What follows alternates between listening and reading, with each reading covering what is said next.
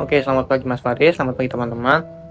Saya Albertus Randi Ferianto dengan NIM 123106114. Nah, pada kesempatan kali ini saya akan menjawab 3 persoalan ujian tengah semester ya. Nah, yang dimana persoalan ini tentang suatu krisis organisasi dan juga ada studi kasusnya. Nah, sebelumnya komunikasi krisis ini memang diperlukan di sebuah perusahaan atau organisasi karena jika ada suatu peristiwa atau kejadian yang menimpa harus adanya manajemen yang mengatasi krisis tersebut. Nah, maka dari itu saya akan membahas nomor 1 sampai 3 ini di dalam video ini. Let's go. Oke, kita masuk ke soal yang nomor pertama. Pertanyaannya yaitu, jelaskan apa yang dimaksud dengan situasi krisis suatu organisasi. Jadi, situasi krisis suatu organisasi itu adalah suatu peristiwa besar yang sangat tidak terduga yang memiliki dampak negatif cukup signifikan dan berpotensi mengancam keberlangsungan hidup, reputasi, dan juga stabilitas operasional suatu perusahaan atau organisasi.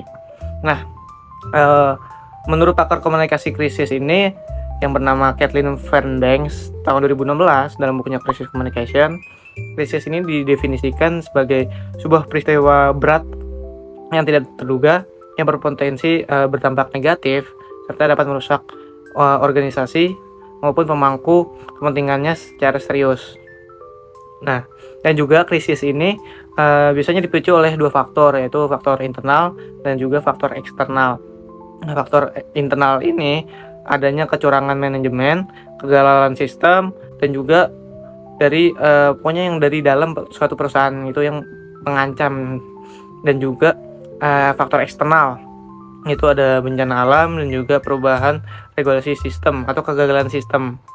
Nah, 2 hal tersebut yang menuntut respon segera dari suatu pihak manajemen perusahaan atau organisasi, kemudian diminimalisir untuk mengurangi kerusakan materi maupun non materi. Masuk ke soal nomor 2, pertanyaannya, jelaskan apa yang dimaksud dengan komunikasi krisis. Nah, komunikasi krisis ini sendiri adalah proses penyampaian informasi yang cepat dan juga efektif kepada pemangku kepentingan dalam suatu institusi selama situasi darurat atau krisis. Nah, situasi ini bisa berupa bencana alam, kebocoran data, skandal dalam perusahaan, atau masalah lainnya yang dapat mempengaruhi citra dan juga reputasi suatu perusahaan atau organisasi. Nah, apa sih tujuannya? Tujuan dari komunikasi krisis ini adalah untuk memberikan informasi yang jelas, menjaga kepercayaan publik, dan juga meminimalkan dampak negatif yang mungkin timbul selama adanya masalah di suatu perusahaan tersebut. Nah, di sini ada para ahli yang bernama W. Timothy Cons tahun 2010.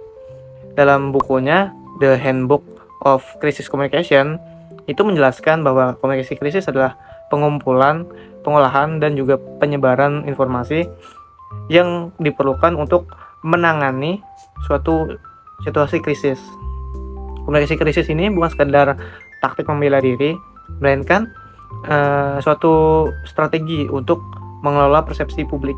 Masuk ke soal nomor 3, soal terakhir. Nah, di mana soal nomor 3 ini ada sebuah studi kasus, yaitu perusahaan yang terkena krisis komunikasi karena mereka melakukan korupsi yang jumlahnya sangat besar.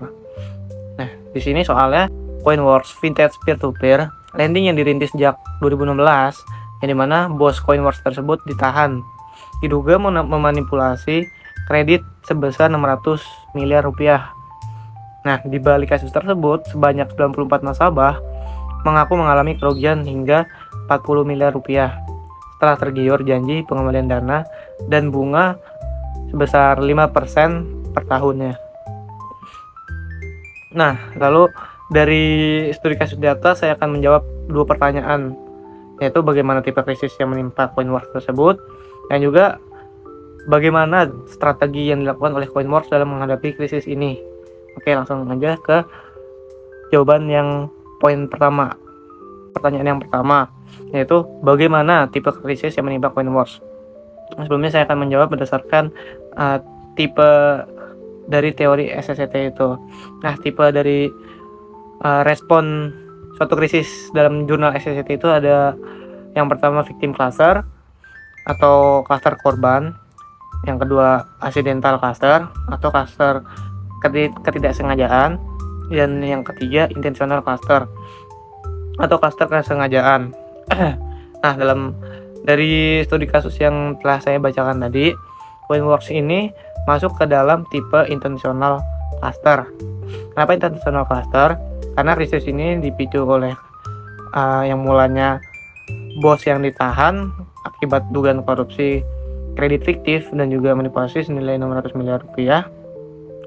Maka dari itu, komunikasi krisis diperlukan dalam menanggapi suatu persoalan yang terjadi yang menjerat persoalan Coinworks tersebut. Lalu juga rekayasa dokumen dan juga agunan fiktif bukanlah suatu ketidaksengajaan. Nah berarti si Coinworks ini adalah udah direncanakan gitu loh buat ngelakuin korupsi. Nah, hal ini adalah tindakan dari unsur niat, di mana seorang internal secara sadar melanggar regulasi demi keuntungan sepihaknya. Oke, yang berikutnya pertanyaan poin kedua. Pertanyaannya, bagaimana strategi yang dilakukan oleh Coinworks dalam menghadapi krisis ini? Nah, di jurnal SCCT yang telah saya baca, Coinworks harus menggunakan strategi, yaitu strategi rebuild crisis response atau strategi membangun kembali. Adapun dua jenis respon yang harus dilakukan untuk mempertahankan reputasi perusahaan Coinworks tersebut. Nah, respon yang pertama itu adalah compensation atau kompensasi. Dalam jurnal SCCT tertulis crisis manager offers money or other gift to victim. Nah, berarti dalam konteks Coinworks, manajemen wajib mengkomunikasikan secara transparan langkah-langkah konkret untuk menyelesaikan hak finansial para korban. Skema pengembalian dana atau restrukturisasi dengan janji bunga 5% per tahun harus disampaikan secara timeline yang jelas dan juga secara jujur.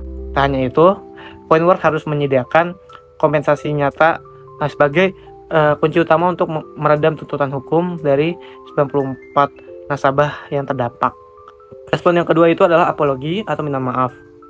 Di dalam jurnal SCCT ada tertulis juga, crisis manager indicates the organization take full responsibility for the crisis and ask stakeholder for forgiveness.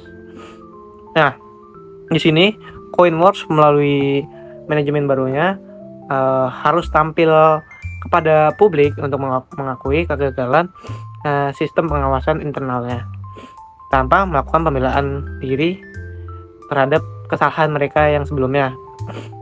Dan juga permohonan maaf itu harus secara tulus kepada publik dan juga terbuka, serta disertai komitmen yang jelas untuk kedepannya dan juga untuk bersikap kooperatif dengan Kejaksaan Tinggi serta OJK dalam menuntaskan kasus korupsi ini.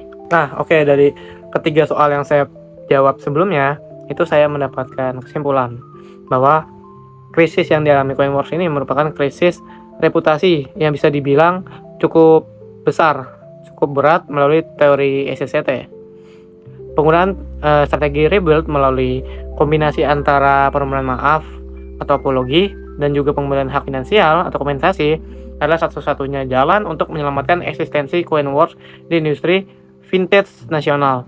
Oke, demikian pemaparan jawaban dari saya. Apabila ada salah kata dan juga kekurangan dalam video ini, saya mohon maaf sebesar-besarnya. Terima kasih.